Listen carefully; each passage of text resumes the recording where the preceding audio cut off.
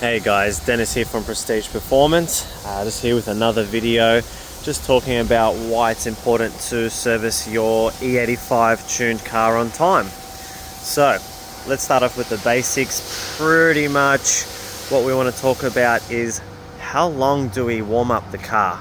Now, being an E85 vehicle, obviously you want to idle it no more than 1 to 3 minutes. Anything longer than that, you're going to start incorporating engine damage. What we want to do is pretty much get the car to operating temperature as fast as possible. Believe it or not, 90% of engine damage is actually done at cold start. So if you're that guy that's idling the car 10 minutes, 15 minutes, you are actually damaging your car.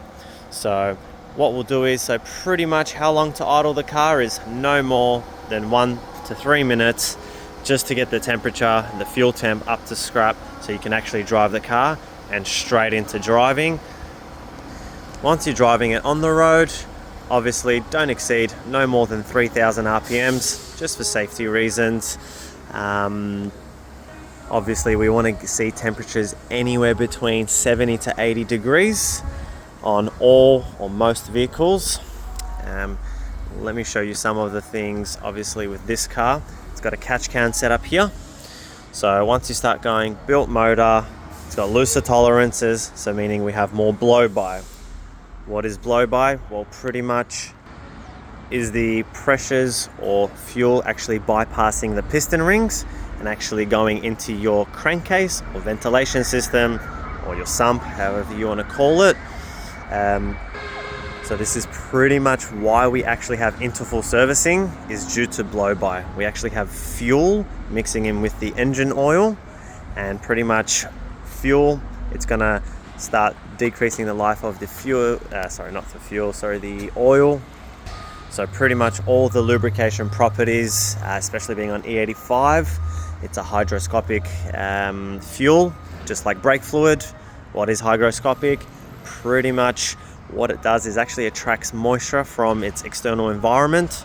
So if you have half a tank fuel sitting in your tank and you don't drive it for about 3 weeks, 4 weeks, it's actually attracting water, and this is why sometimes you'll see water in your fuel system. You'll start getting a lower ethanol content reading on the gauge. Sometimes what you can see is this car here, we actually have it in today for this particular reason. So if we have a look here, it was diagnosed, obviously thinking it was a head gasket issue. It's actually quite milky in there. People freak out and think they have a head gasket issue. Not all the time. We've compression tested the motor, a leak down test passed, and we've done a head gasket check to make sure there's no exhaust gases going through the cooling system. So once they all check out, we move to the next step, obviously, talking to the customer. So with a catch can system like this, it's atmospheric. So what that means is no more PCV valve. It is straight breathing, okay? PCV valve is blocked off, so there's actually no vacuum coming from the intake manifold to pull all those fuel vapors out. So what does that mean? Because open catch can, no PCV valve, we're pretty much introducing water into the oil system even more. So if you're idling 10, 15 minutes, worst possible thing.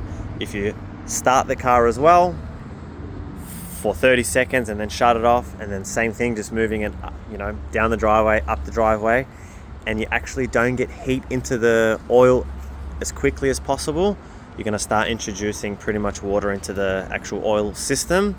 So now what we have to do with this customer's car, we have to keep flushing the oil pretty much till it's ready to pretty much be clean, because we're probably on the second flush now. This was pretty bad before.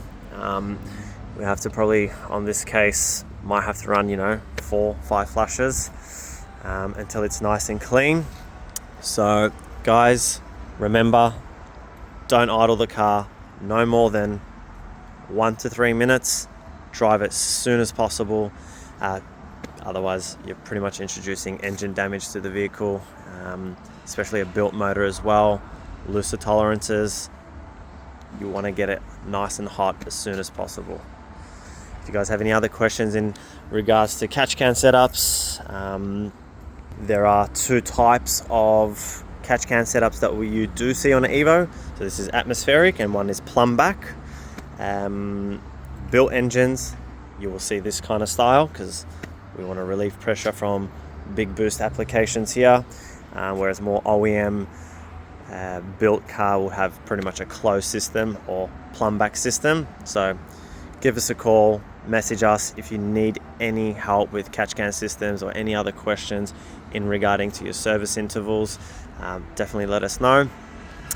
Also a side note, this is why E85 cars, we drop the service interval. So if you're on 98, it's 5,000 kilometers or 6 months, whichever one comes first, not either or.